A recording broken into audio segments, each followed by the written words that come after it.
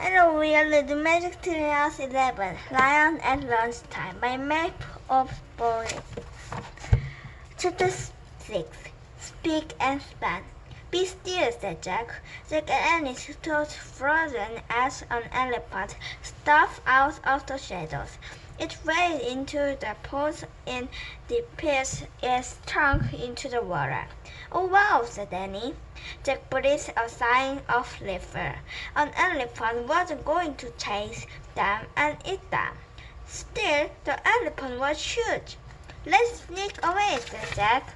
But I want to watch, said Annie. Fine, said Jack. He was trying to Annie got his sidetracked.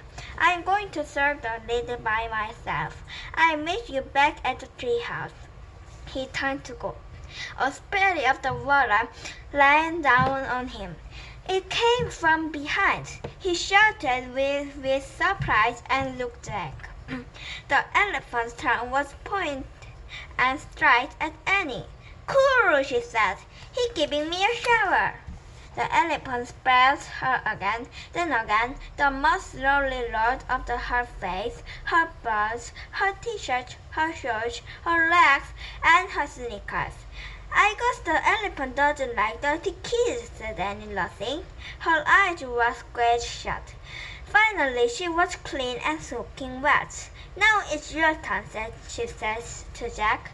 Jack stepped forward and shut his eyes tight. A breath of water hit him. It did feel like a shower, a strong shower.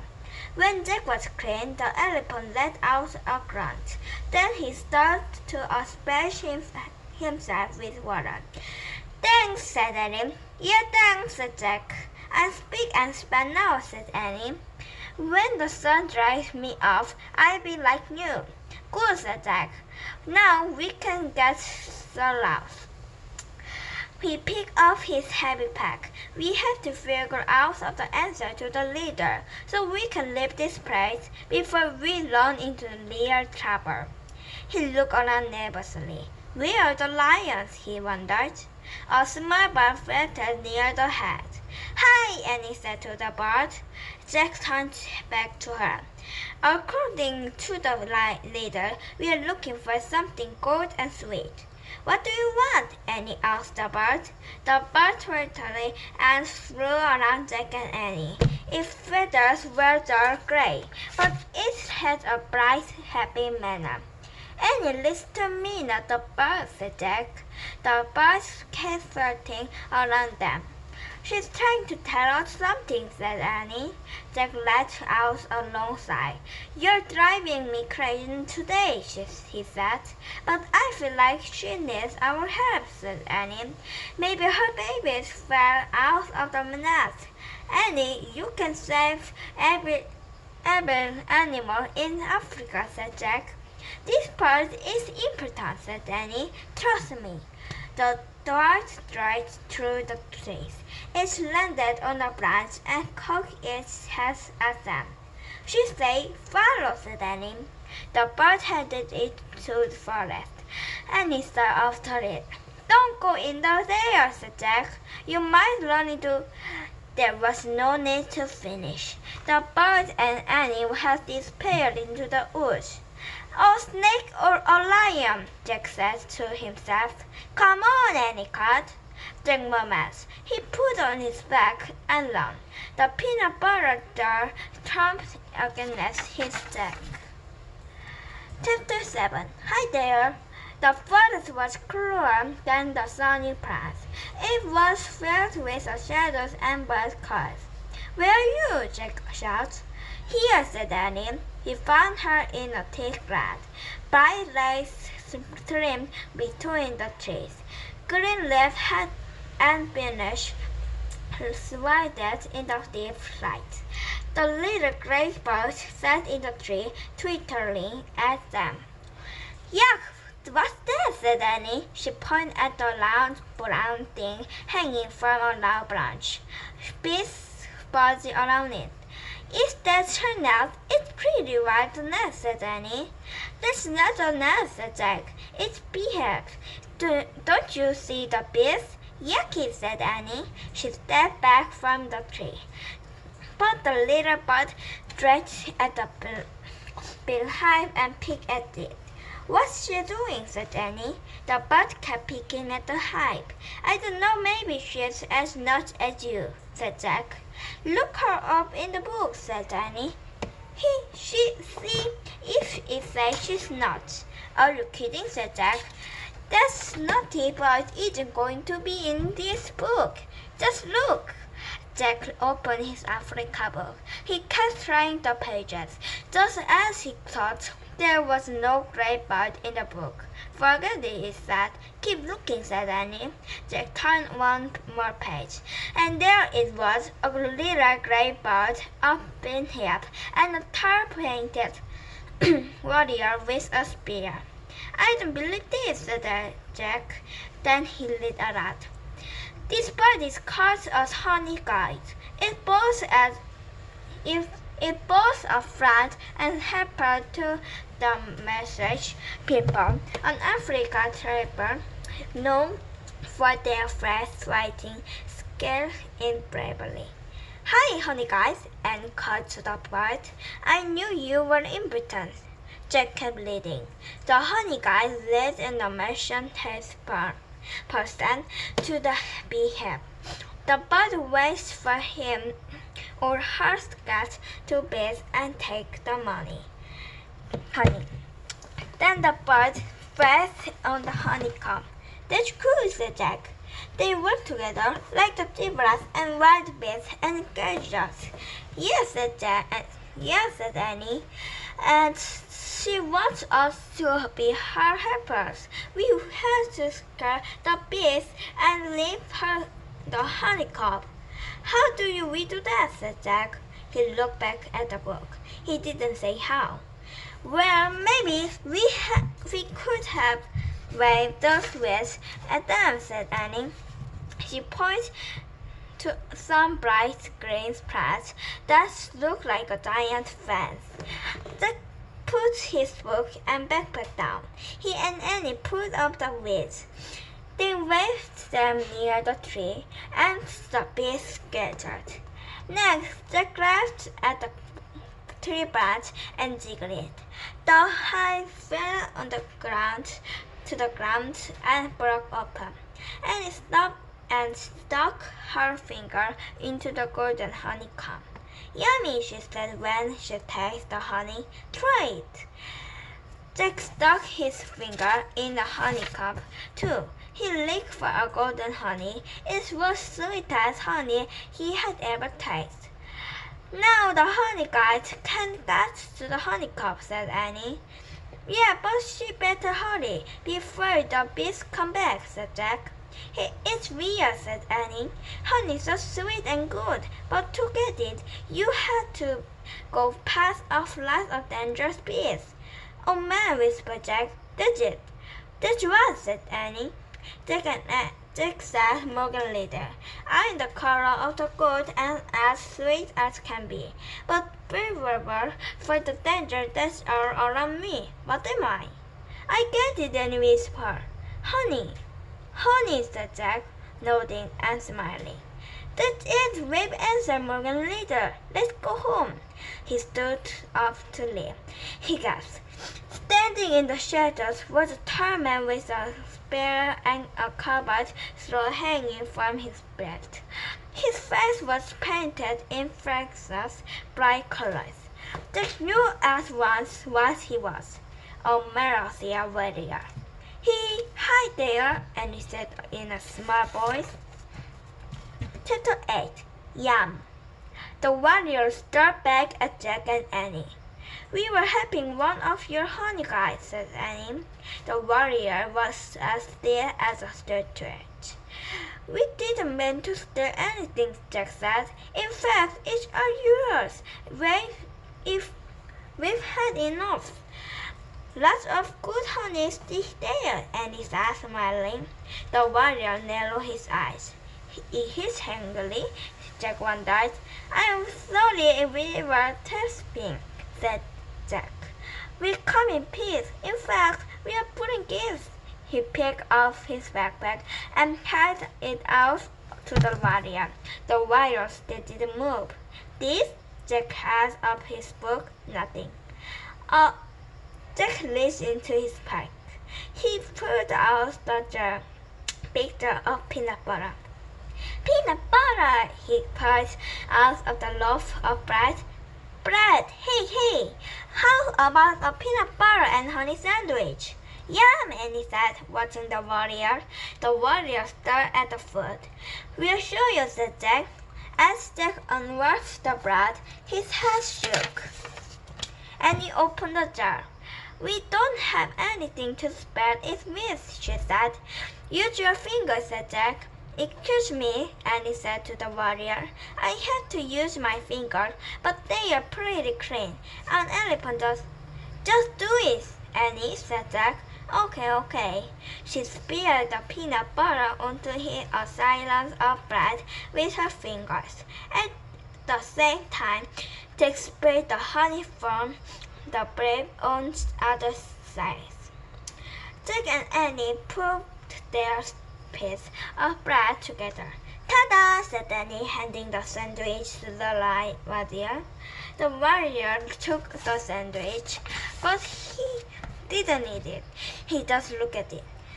Let's make sandwich for us too, Jack said, so he doesn't have to eat alone. They quickly made 2 more sandwiches. See, like this, said Annie. She bit into her sandwich. Yum! Jack took a bite too. He said. It was really good. Finally, the warrior bit into his sandwich. He chewed slowly. This is called a picnic, said Annie. They ate their sandwich in silence. When they finished, Jack squared the light back on the peanut butter jar. Not bad, huh? He said. The warrior smiled. It had a kind, different smile. Jack and Annie smiled back at him. Then the warrior turned gravely and vanished into the trees. Oh man, said Jack. Part of him was to follow the silent warrior through the shadow's forest. Ready? Annie asked softly. Jack nodded. Annie started to go. Wait, said Jack. He put away the peanut butter and bread.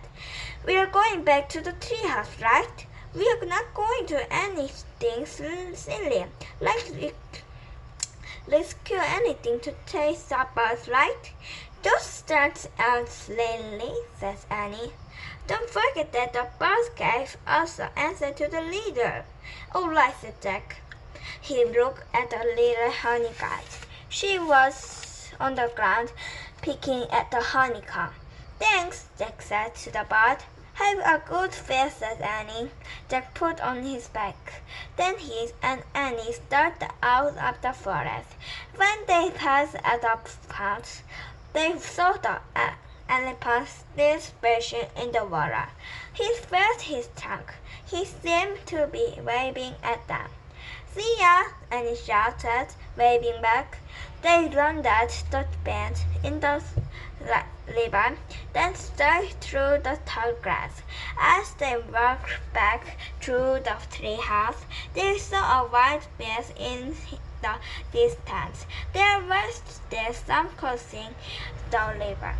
They saw a family of the gibbets gazing together. They saw one lone giraffe walking from tree to tree, eating the leaves. And they saw a bunch of lions sleeping in the shade of the tree, the same tree that the treehouse was in. Oops, said Annie. Jack's heart gave a jump. So there they are, he said.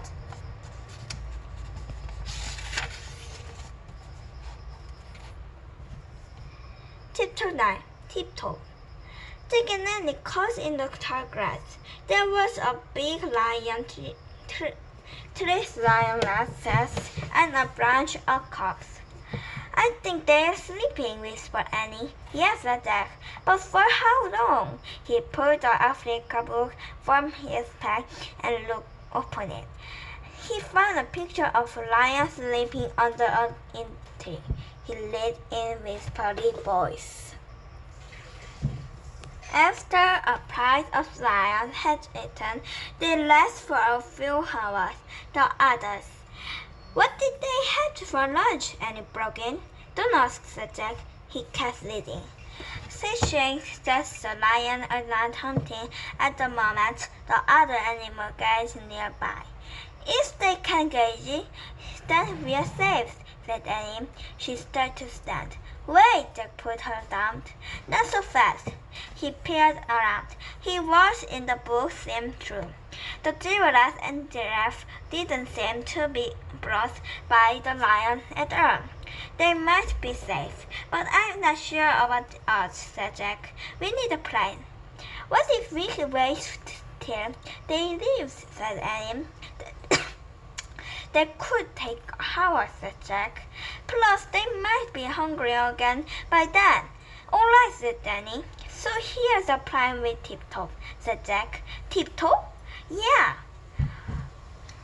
That's your plan, said Annie. Yeah, tiptoe to the rope ladder, said Jack, very quickly. Good plan, Annie said. Just do it, said Jack. He stood up slowly, and he stood with him. They began tiptoeing through the grass very slowly. The lion flicked his tail. Jack and Annie thought. When his tail was still again, they moved again. Suddenly, high-pitched laughter sprayed the air. Jack and Annie stopped. The hyenas were back. They were standing off to the side, watching Jack and Annie. Jack and Annie made a giant monster face and shook their fists. But the hyenas only lost some more. The big lion stared lazily. He opened his golden eyes. Jack felt the hair rise off the back of the neck, but he didn't move an inch. The lion lifted his head and yawned. His giant teeth gleamed in the sunlight. The lion turned his head as he looked around spurtily. Jack held his breath as the lion gazed laughter on him. The lion was set straight up. His peeling yellow eyes met Jack's. Jack heard lace. He smiled lace. He remembered something. His lace lion of a giraffe. Jack looked around. There was a giraffe walking through the tree that the magic tree house was in. Suddenly he had a new plan. Get under the giraffe, he whispered. Now you're the one who knows, said Annie whispered Jack. But Jack grabbed her hand. He put her over to the giraffe and underneath it. The giraffe's legs were so long, Jack and Annie could stand up under it. Jack's hands barely brushed the giraffe's golden belly. The tall creature fell flush for a few seconds. Then she moved slowly through the tree. Jack and Annie walked in the same rhythm as the giraffe. They got closer and closer to the tree house and closer to the pair of lions. The big lion had stopped. He watched them moving under the giraffe. When the rope ladder was just a few feet away, Jack and Annie dashed out from under the giraffe to the rope ladder and scrambled up fast. Jack followed right behind her. As they climbed, the lion groaned and leaped at the ladder. The hyena laughed. Jack climbed faster than he'd ever climbed. He leaped after Annie into the treehouse. And as an elderly lowered the squirrel, the leader was gone. Its place was on seeming word. Honey, Jack grabbed the Pennsylvania book. He opened the found the picture of the Frogly Wood. I wish we could go there, he said. Just then, the giraffe stuck her head through the window. Bye, honey, said Annie, and he hit the giraffe on the nose. The wind started to blow. The treehouse started to spin. It's faster and faster. Then everyone was there. After the lister. Chapter 10. After lunch. Jack opened his eyes. His heart was still racing. High and nothing still rang in his ears. We made it, said Annie. Yes, said Jack, but it was very close. Jack took another moment and calmed down. Then he put the Africa books out of his pack and pushed it with the other books. And he put the score with the other two scores. The giraffe was the true honey on that trip, she said, sweet and golden, with the danger all around it. Yes, Jack said, and now we have just 1 liter to go. Yes, said Annie. Ready? Ready. She tied down the ladder. Jack followed. When they hit the ground, they walked through the sunlight woods. It's time for lunch, said Jack. I first from our picnic, said Annie. Same here, said Jack. What do we tell Mom, said Annie. We say we ate our sandwich coming back from the store, said Jack. What if she asks why, said Annie. Oh, just say we had a picnic with a Muslim warrior in Africa, said Jack. Annie laughed. Right, she said, because we didn't want him to be mad at us for taking his honey. Right, said Jack. The honey from a big heap that's a honey guide led us to. Right, said Annie. And this happened after an elephant gave me a shower, and we scared off to hyenas. Right, said Jack. And after you fell into the mud hole, because you had helped a million wild bears meter across the river. Right, said Annie. And all that was before a giraffe saved us from a lion. Right, said Jack. Jack and Annie left the flowery woods and started up their sunny state. They were silent for a moment. Then Jack pushed his glasses into place. We better just say we ate our sandwich on the way home from the store, he said. Right, said Annie. And if Mom asks why, said Jack. We'll just say it's a real long story, Annie said. Right, said Jack, with lifetime characters. Annie laughed. Good plan, she said. Very good plan, said Jack. They crossed their yard. They went off their steps and through their front door. We are back, Annie shouted. Great, cried their mom. Ready for lunch? The end. Next time we are ready. Let's treehouse trip. Bye.